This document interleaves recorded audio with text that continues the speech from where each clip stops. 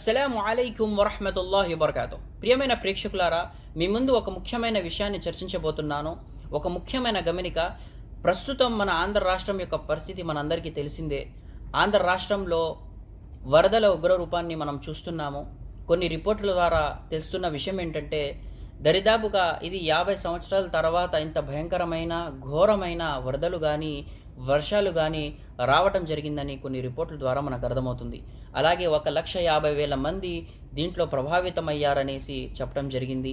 సోదర మహాశయులారా, ఎంతోమంది ఇళ్లను కోల్పోయారు. మరికొంతమంది ప్రాణాలను కోల్పోయారు. అయితే మన రాష్ట్ర ప్రజలకు మన సహాయం యొక్క అవసరం ఎంతగానో ఉంది.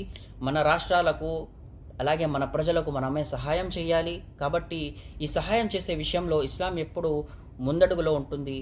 ఇస్లాంలో అల్లాహ్ తబారక్ వ తఆలా చెప్తున్న విషయం, మంచి విషయాల్లో ఒకరికొకరు తోడుగా ఉండండి, తోడ్పడండి అని చెప్పడం జరిగింది. అలాగే ప్రవక్త ముహమ్మద్ సల్లల్లాహు అలైహి వసల్లం వారు తెలియజేస్తున్నారు, ఏ వ్యక్తి అయితే ప్రపంచంలో ఒక వ్యక్తికి ఆపదలో సహాయం చేస్తాడో అల్లాహ్ తబారక్ వ తఆలా ప్రళయం రోజున ఆ రోజు ఆపదలో కాపాడుతాడు అల్లాహ్ తబారక్ వ తఆలా ఆ వ్యక్తికి అని చెప్పడం జరిగింది.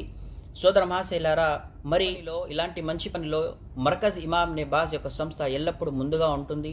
మరి ఏదైతే ఫ్లడ్ రిలీఫ్ ఫండ్ ఉందో దీనిని ఈ యొక్క సంస్థ సేకరిస్తుంది. మరి ప్రతి ఒక్కరితో నేను కోరుకుంటున్నాను, ఈ యొక్క రిలీఫ్ ఫండ్లో మీరు మీ యొక్క వంతుని జమ చేయండి, ప్రజలకు సహాయం చేయండి, ప్రజలకు సహాయాన్ని అందించండి.